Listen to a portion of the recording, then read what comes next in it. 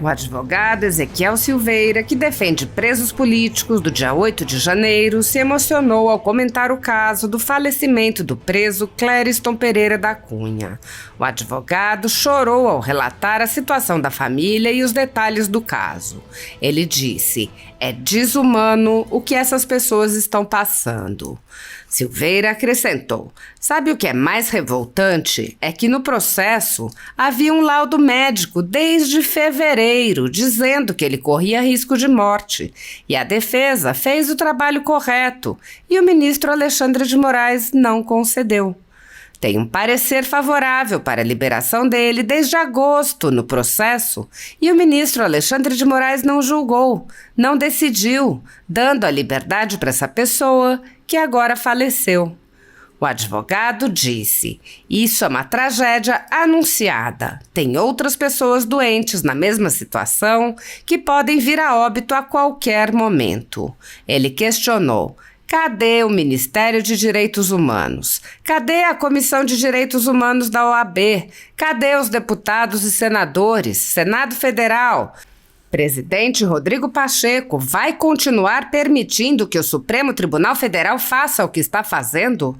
O STF hoje, através do ministro Alexandre de Moraes, instituiu a pena de morte no Brasil.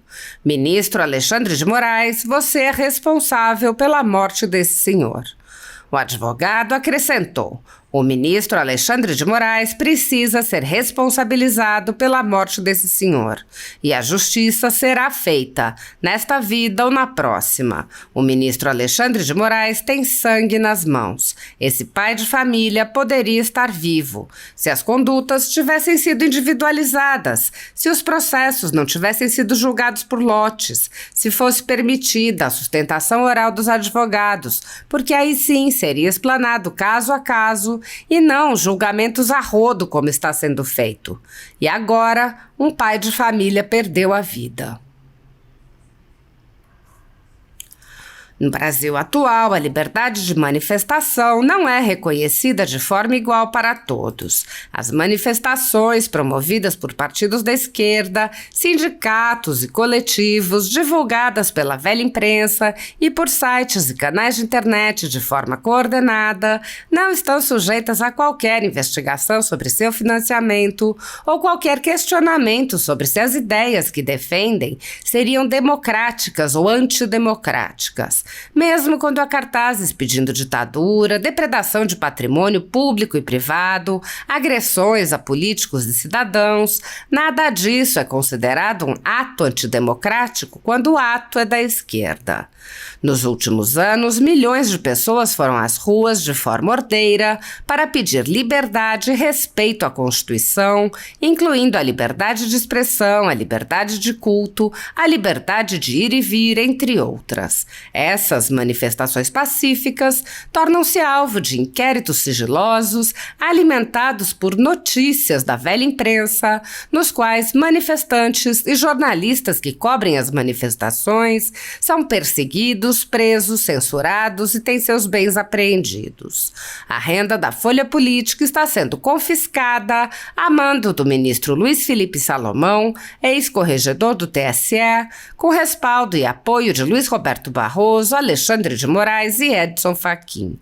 A decisão confisca de forma indiscriminada todas as receitas advindas do YouTube, indicando claramente que a intenção não é a de excluir conteúdos específicos, mas sim de calar o canal e eliminar o jornal. Há mais de 28 meses, toda a nossa renda é retida sem qualquer base legal. Se você apoia o trabalho da Folha Política e pode ajudar a evitar que o jornal seja fechado, doe qualquer valor à empresa Raposo Fernandes por meio do Pix, cujo QR Code está visível na tela, ou por meio do código ajude@folhapolitica.org.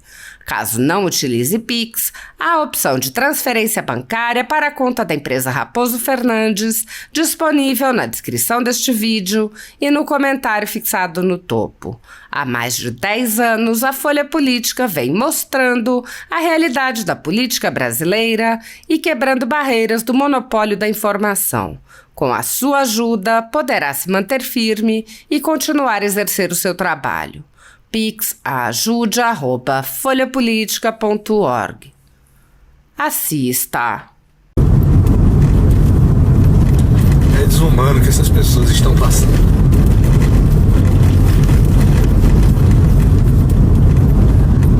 Ver uma mãe que suas filhas jovens agora vão ter que tocar a vida sem o pai.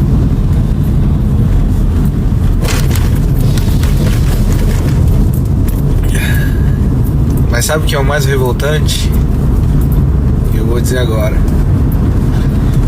É que no processo do seu Clériston tem um laudo médico, um relatório médico dizendo desde fevereiro que ele tem problemas de saúde, que ele corria risco de morte.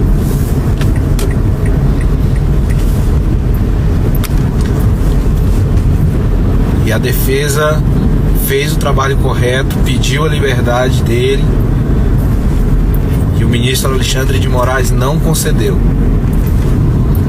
Tem um parecer favorável para a liberação dele desde agosto no processo, e o ministro Alexandre de Moraes não julgou, não decidiu, dando a liberdade para essa pessoa que agora faleceu.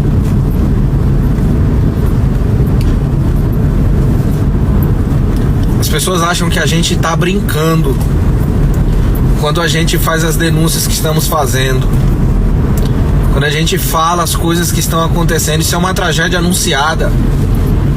Tem outras pessoas lá doentes nessa mesma situação que podem vir a óbito a qualquer momento. Aí cadê o Ministério de Direitos Humanos? Cadê a Comissão de Direitos Humanos da Ordem dos Advogados do Brasil?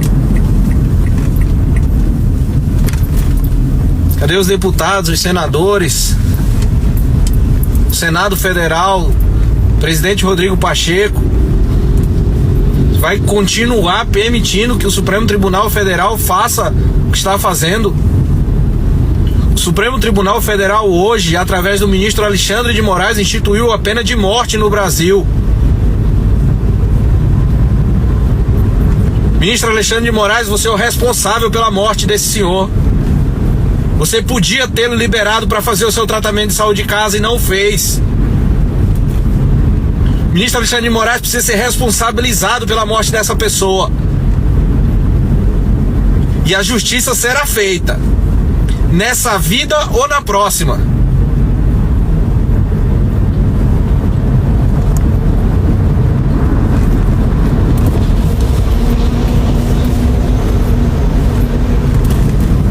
O ministro Alexandre de Moraes tem sangue nas mãos. Esse pai de família podia estar vivo se as condutas tivessem sido individualizadas, se os processos não tivessem sido julgados por lotes, se fosse permitida a sustentação oral para os advogados, porque aí sim seria explanado caso a caso e não julgamentos a rodo como estão sendo feitos. E agora um pai de família perdeu a vida.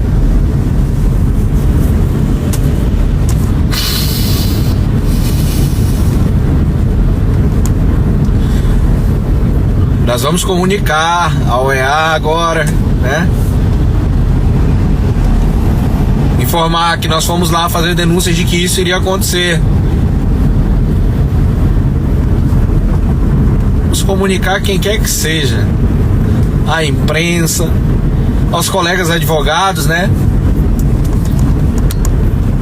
Alguns que estão achando muito bonito a forma como o Supremo Tribunal Federal tem tratado essas pessoas, porque são adversários políticos. Mas isso vai chegar em vocês. A dignidade dessas pessoas está sendo arrancada dia a dia. E nós vamos denunciar isso, lá dentro ou aqui fora. Se este tribunal não abrir as suas portas para permitir que nós realizemos a defesa dos nossos clientes, estaremos aqui fora, dizendo que o STF não tem competência para julgar os casos relacionados ao 8 de janeiro. O ministro Alexandre de Moraes forçou uma competência que não existe para trazer esses casos para a Suprema Corte. Durante os primeiros julgamentos da semana retrasada, O relator disse que essas pessoas estão sendo julgadas no STF porque há autoridades detentoras de foro por prerrogativa de função investigadas nos mesmos inquéritos. Sobre essa afirmação, pairam duas incongruências.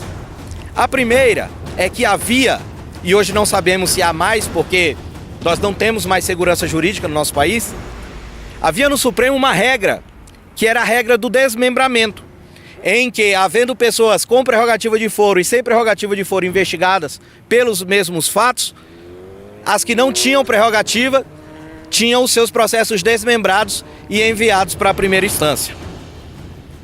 A segunda incongruência nessa declaração é que, se nós fizermos uma análise e um exercício de pensamento, nós fazemos o seguinte questionamento: se eu, que não tenho foro por prerrogativa de função, sou investigado no STF, e uma pessoa que tem foro por prerrogativa, ambas são investigadas, e eu, que tenho a prerrogativa, não sou denunciado, não viro réu e o processo é arquivado em relação a mim. Quer dizer que a pessoa que não tinha foro por prerrogativa veio ao STF por conta da pessoa que tinha foro por prerrogativa. Esta pessoa sai e aquele que não tem prerrogativa fica para ser julgado por uma corte que não é competente para julgá-la. Mas pior do que isso, nós não conseguimos saber se existem de fato autoridades públicas com foro privilegiado, como assim é chamado, para ser julgado no STF, porque nós não temos acesso à íntegra dos autos. Então não tem como eu saber